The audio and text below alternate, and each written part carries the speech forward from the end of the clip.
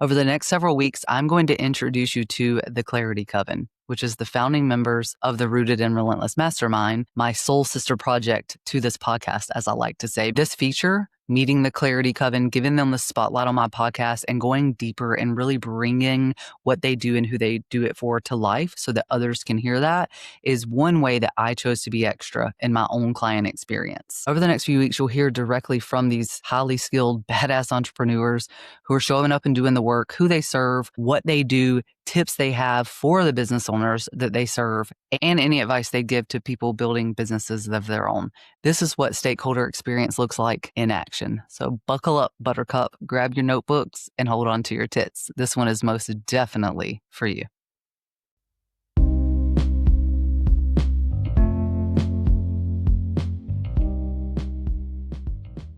What's up, everybody, and welcome back to another episode of your favorite podcast, Rooted and Relentless, with me, Steph Rubio, and a very special guest today, a member of the Clarity Coven, which is one of our founding members of the Rooted and Relentless Mastermind, a sister in my little Rooted and Relentless ecosystem here, Kat Jackson. I am so freaking excited to have Kat here. She's the go-to for really bringing creative ideas to life. So taking the creative ideas of our lovely friends in the space, all of our marketers and creatives, and building the tech systems and structures that make their business function seamlessly. And genuinely just a really smart human. Kat, it's been a freaking joy, and I cannot wait because it's like just scratching the surface. I'm so excited to have you here. So welcome, Kat. Thank you. That was very sweet. Yeah, I'm very excited for all the new things that I'm doing. Like, I have such big plans for this year. I feel like I'm literally just entering it into everything. Yeah. So it's like, we don't want to rush it, but can we just like do it all? Because I'm excited too. When I look at something that's plotted for October, I'm like, that's too far. I want to do it all now. That's literally what I was thinking yesterday. I'm like, there's stuff too far away. I want to do it right now. So yeah, we'll get there. We're going to be patient. We're going to prioritize and do all the things. That's literally one of what we're doing in the mastermind. We're keep not going to burn out together. Yeah, we definitely are not going to do that. So I introduced you, but I'd rather hear from you. You tell us in your own words, just give us a little bit of who you help and what kind of work is lighting you up for those people these days. Like you said, I take creatives' ideas and build the tech systems and structures that make it run seamlessly. My focus is in workflow management, CRM, and task management support. And I think the biggest thing that I love about it is the tech focused stuff. So I have been a VA, I've been an OBM, but I find that they do like marketing and admin things, whereas I focus solely on the tech stack. Yeah. Like tech simplification for sure. Yes. Right? Yes. Yeah. I know that I've heard you talk about that and lean into that because it's really easy in our space. And just a forewarning, we probably should put a warning on this episode that me and Kat, there's a chance we'll nerd out because 100%. the systems, workflows, operations, when you start talking about that, we start having too much fun. Yeah. So it's quite possible, but it's helpful stuff. And I do find that what happens, especially if that's not your zone of genius, because you're talking about creatives, right? It's like I still have to pick and choose what makes it what I have time for this week. And so what typically happens is we end up with 15 systems and we have to plug all of those systems together and get them to speak to each other. And the moment one of them doesn't, because that happens because that system updated or whatever, it breaks your client experience. It's not just like work on you. It's just the purpose of all that is to enhance the experience for you and everyone else. I think we forget that sometimes at the end of the day, and we end up with 15 systems. So you really come in and help simplify that. 100%. I really like your point about the user experience. Like, that is truly my goal. My goal is to simplify these things, these systems, so that you can provide a better customer experience or a better experience for your team or you to interact with and use. Yeah, the goal would be all of that, right? The user, everyone's using it in some way. So if you're talking a project management system and that's only internal, it's still you, it's still your team. I think specifically when we talk about systems and workflows and things like that, one thing that comes to mind to me that seems to be like a sticking point for a lot of people is a CRM. Would you say people start with CRMs or they need to, it's a later thing? Like, are we at that 10 and 15 systems and then getting a CRM, or are we like starting with that? I think we're getting closer to starting with a CRM just because of the way that these platforms are marketing it. Like, they're pushing it as the solution, at least from what I've seen from the company's perspectives, you know what I mean? But I still think a lot of people are starting with spreadsheets. And then they're like, this is getting out of hand. I can't keep track of everything manually. Is there a tool that can automate this for me or make this easier?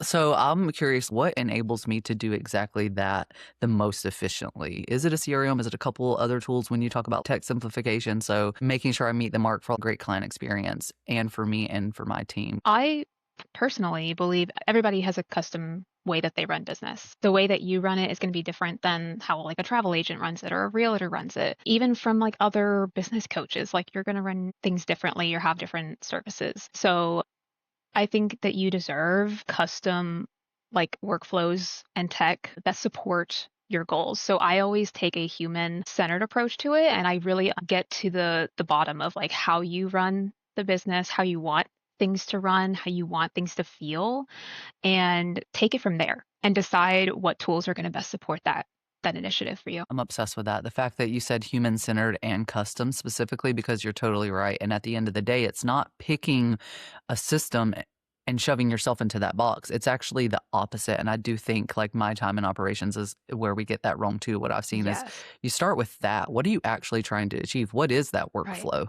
already? What is that experience already? So when we're talking, let's say a new client, just as an example, because there's tons of workflows. Like someone says, yes, I want to work with you. Everything that happens, what is that experience? What do you want them to feel like on the other side? Do you want them to have Yes. 15 steps or do you want them to have 2 steps?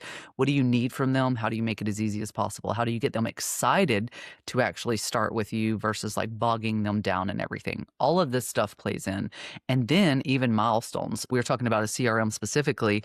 The important point to remember, I think what we're describing here is that CRM stands for client relationship management. And so, yes, there are systems for that. There are HubSpots and Dubsados and Honeybooks and all these different options out there, but they're not CRM. They're not client relationship management. You are, and your team is, and that 100%. responsibility falls on you. And you pick a system that helps you enable that. So, starting with what I think people see as backwards is actually correct. It's like, what is the experience? And you build around that because that's it at the end of the day. It's not getting caught up in what all of the systems do or don't do. So if someone's struggling with finding a CRM or sourcing a CRM, or they're in one they can't stand, what's the first thing you would tell them to look at? How would you advise them in this case? So I have a like 4-step framework that I use to find the perfect CRM for every business. And it's an acronym called FEWA: flexibility, experience, workflows, and analytics. The gist is just truly, like I said, understanding the basis of your business and how you run things to be able to find the tools that support your goals in doing that. I was talking to my husband and he was like, does everybody even need a CRM? Like, would you recommend startups or like new business owners even focus on client relationship management? And I was like, well, if you think about it, you're already interacting with client relationship management or customer relationship management because it's not the tool. You are relating it to reviews, how you're creating an experience for customers, and thinking about how you want that communication to be. The tool comes after that. The tool is meant to support those initiatives. So I do think everybody does need one. It does depend when you implement those. It of course depends on, your budget, your time availability, and all of those factors. Someone sitting at the leadership level of their business anyway shouldn't have to learn the ins and outs of the CRM, but I have seen the danger of them not using it and only their team utilizing it, is they typically stay in the sheets and there's still broken information and leads actually aren't being tracked and everything. So you definitely want it to be a system that you would use, but um, that is user friendly, but you can certainly outsource someone helping you with that if like systems aren't your zone of genius. When you talk about your framework, you said the first one was flexibility. So is that the first thing that you would have them look at? Is that in order, or is that like we're looking at all of this? It doesn't have to be in order. It's just those are all of the things that I look at when I research. So I take 1 to 2 hours to research the best tools because the data analyst group, IBIS World, found that there are over 1,559 CRM providers in the US alone. And that data is from 2024. The industry has actually grown by 11% in the last 5 years. And with the AI boom, I presume that number's blown up. A So lot. there are so many options out there. And I feel like people get trapped into these like industry specific tools that actually box them into features that they either don't need or can't expand on. And then they're really limited on how much they can actually grow. And as it's been so sad to see so many of my clients come to me like, hey, can you integrate this tool or create this workflow. And I'm like, actually, your system doesn't allow you to do that. So it's really limiting on what we can do here. Okay, first off, that blew my mind because I've worked in several CRMs, but I literally would Mhm. have not guessed more than 100. I don't I think if know. I had to. I know. That's bizarre. Like 70 to 80% of the Fortune 500 companies are using like Salesforce Yeah, specifically, um, or they have their own custom that CRM. they've built, which a lot of times is in partnership with some of these. It's like white Yeah. labeling it too. Yes. Yes. Well, I want to two things like analytics you pointed out. I'd love to talk about that for a second. I feel Yeah. like in our industry specifically, so we're talking like operations, VAs, OBMs, back-end support and stuff like that, online specifically. I think there's like three that seem to reign supreme, and I don't think that should necessarily be the case. I've had conversations with people similar to what you're saying, and I'm like, yeah, that's not what do you actually need because the analytics might suck, frankly, on it. Oh And my you've gosh. yeah, That is and the worst part about all these tools. Why are they yep. so bad? Exactly. And at the end of the day, you might not want that first, but very soon. And the more advanced you are in business, the more your analytics are going to matter. And so when you talk about tracking your leads, right, in a client relationship management system, hopefully that's what you're doing. You're getting leads and you're adding names and contact information and follow-up dates and milestones for when you want to, I don't know, remind them that like not remind them, but remind yourself that their kid is having a birthday. Everything that lends itself like to a client experience, right? You want to be able to then pull reports on the other side of that very easily and see how many leads, right, that you talked to in the past 3 months. Sales aren't going your way. Why not? You're not going to know that if you're not looking at data. Sales are going excellent, at 2x what you expected. What's going on? Where are leads coming from? You pointed out already, Kat. It's really important to remember like that in and of itself means customization. And that in and of itself, I think, means like spend the time learning the system or chat with someone who understands them and can match you. Right. It sounds so close to like a matchmaking service, but instead of a person, you're like, let's match you to the system that's going to enable you to do all of these things efficiently. Because if you don't know what's working well or what's not, how do you know what to keep doing or what to tweak or iterate on? Exactly. And that's why I think it's so important for people to connect with somebody who has been in this space before, who has tested these other systems. Because, like I said, a lot of people come to me who have been trapped in these tools that don't actually support their growth. And it's like, it genuinely makes me sad because I'm like, I know of a better tool for you. Like, I can help Yeah. you have a better understanding of what information we need to know about how you run your business, what workflows are important to you, what data you want to track and what's important for you or what's important for your industry, to be able to find the right tools actually support you and have those features that you need and be able to expand on your growth because like you said you may not uh you may not want to track all this information right now, but it might be important to you in the future and we need to know what your goals are to find a tool that actually gets you to those goals or Yeah. allows you to Yes. track your progress towards those goals. So I think the big theme here that I'm hearing is we're not trying to shove what you do into a CRM box. We're trying to shove that CRM box into what you do, like hearing you and designing it and setting it up in a way that enables you to do all of that. Love that you take approach that you said is human-centered because you also mentioned AI and we know that we can lose the human-centered approach there and also that it's their goals, their business, their needs, their workflows that you're looking at lining up. I know that that has to be extremely valuable for people because time is a limited resource and money is a limited resource for most people. And so you're saving time, tons of time, because you've already vetted these and you can probably do your research, and then we're good to go. And you have a good match up front. Instead of spinning their wheels, we can shove the system into our box, Yes. but not vice versa. Because at the end of And the we've day, it's seen like, like with marketing, it's all about you and how yep. you do things. Okay. Oh my gosh, this is so fun. Okay. Let's move into kind of since you joined the mastermind. So we kicked things off in October, which is wild to say now that it's a whole year later. No, it's just It 2026. It's only 3 almost months is. I mean, later. Some ways feels like that because we hit the ground running and then, yes, took a little holiday break. I did, and we're really getting back into it. So what's your biggest takeaway or moment of clarity in your business lately? it really hit me when we first started and that you not forced us obviously, but encouraged us to really dive deep into why doing this business. Like I mentioned earlier, I started as a VA, moved into OBM, and I realized I was fitting myself into that box. But I come from a very technical background. I went to college for website development and app development. I am a very tech centered person, and I was forcing myself to get into marketing, to get into admin. But it wasn't until I was going in to get clients and I wanted to make the money. That's what it was all about. But now I realized that I can do something bigger. I can move into those more like cloud infrastructure and app development, creation, all these like super technical things. I can still do that as a contractor. And so I took a dive and like completely changed back in like November to a tech solutions architect because everything I do is tech focused and everything I want to do is tech focused. This is my moment of clarity. Like I'm not doing those things anymore. I am tech focused now. And so Yeah. I really thank you for allowing me or like encouraging me to be honest with myself and like why don't I feel aligned with this work anymore and what do I want to keep doing? Because Yeah. now I feel way more passionate about what I'm doing. I actually feel excited about everything I'm doing this year. Everything. So Yeah. that really was Oh, a that's transition point for me. incredible. It's so hard to like explain that feeling. It's ChatGPT calls it clarity. We know, okay? Right. Like we know.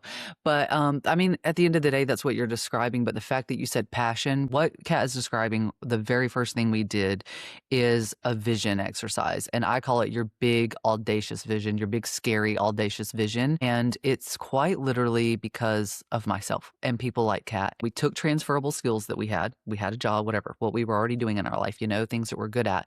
And we turned those into an administrative business. And we're like, we can help you do those things too because of some need for a need to quit working a crap 9 to 5, a need to be home with our family, a need, a want, whatever, financial freedom, time freedom, location freedom, something like that, and a need to make money.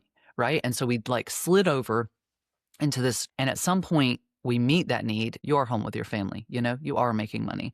Then you have time to like breathe because you're out of that survival mode and you've never stopped to consider where you actually want to go, what you actually want to do. And that's exactly what that exercise was designed for. And my encouragement is that people take a couple hours and you go look at your business and your life. And that's what we did here. And you take off all limitations mentally, because that's the first thing we're going to do, especially as women, is like we're going to make it about our kids. And I'm like, you're not allowed to. You're going to make it about your Yeah. kids anyway. It's in your Yeah. DNA to do that. So make it about you this time and your life, what you want to feel like, what you want it to look like, the kind of work you want to do, and like take all limitations off. And then we march to that. And you're just proving that it helps, Kat, giving yourself permission to be who you are and let your expertise shine. And what people miss is how much it matters, as you're proving that right now. People are struggling with marketing and finding clients because it comes through in your social media and your marketing efforts when you aren't actually passionate or aren't actually helping people like in a way that you want, Yes. and you just want to Yeah. make money.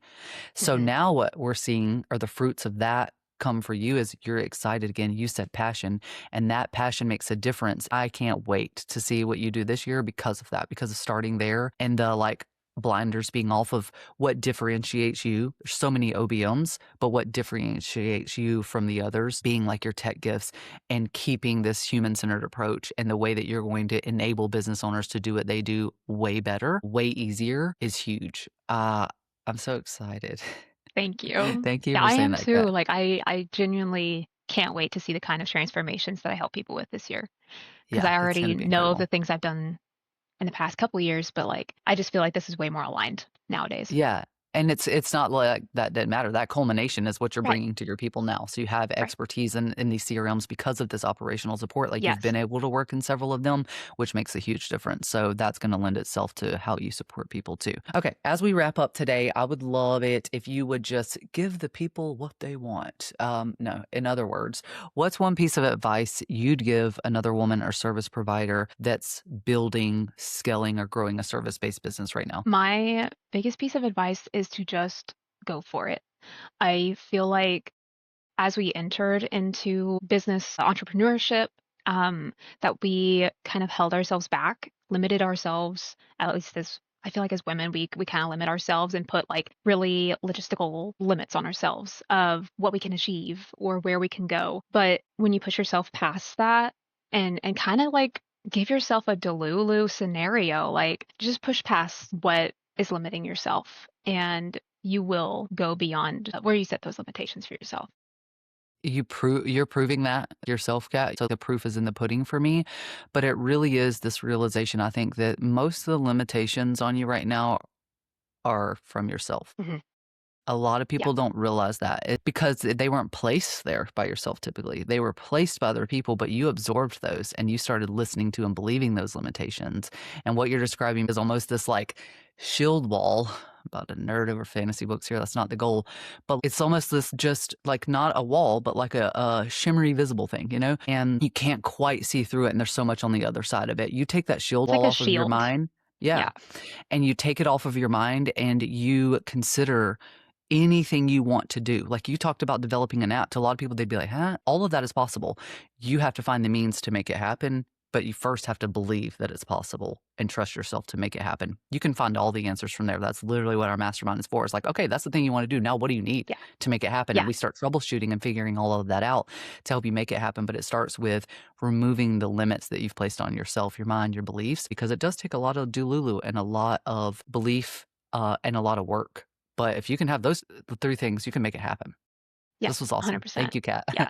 Thank you so Thank much for you. coming on. As we wrap up, please tell all of your new friends listening where they can keep up with you, hang out, and learn more, grab your framework. Yeah, so I know you said earlier I probably haven't tested all 1,500 CRMs, but uh, check out my YouTube channel. Give me a follow over there. There might be a series coming up soon where I dive into a few of those or more. Oh, sweet. Okay, well, I'm going to check that one out too. Okay, I will drop that in the show notes, all the ways that you can keep up with Kat, especially her YouTube, so you can stay in the know and learning just enough about your systems to know that if you can do it yourself or if you just need to hire Kat. Thanks, Kat. Follow me, Copilot Cat, everywhere. Yeah, Pretty much. Copilot Kat, and I'll drop that in the show notes so you'll be able to find her. Yeah. Cool. Bye. Thank you for having me. Well, that's a wrap on this episode of Rooted and Relentless. If it made you laugh, not alone, or grab that cute little notebook of yours and scribble something down, please hit me with the SSR, subscribe, share, and review, as in leave a review. Thanks for hanging. Bye.